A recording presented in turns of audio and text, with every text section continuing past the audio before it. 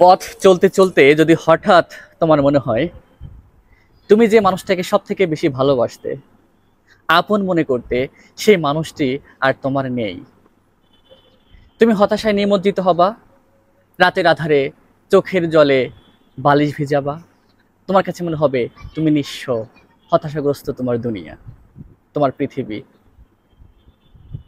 এই ক্ষেত্রে তোমার জন্য সব থেকে বড় টার্নিং পয়েন্ট হবে তাকে ছেড়ে দেওয়া।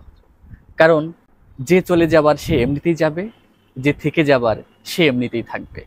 তুমি যখন বুঝে গেলে, ধরেই নিলে যে মানুষটি তোমার আগে ছিল এখন নেই, সেই মানুষটাকে তার মতো করে তুমি তাকে ছেড়ে দাও। নিজেকে ফোকাস দাও, just focus on your self.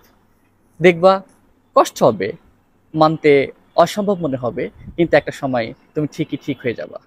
আর একটা কথা অবশ্যই মনে রাখবা, দিন শেষে তুমি তোমার ছাড়া আর কারো নও।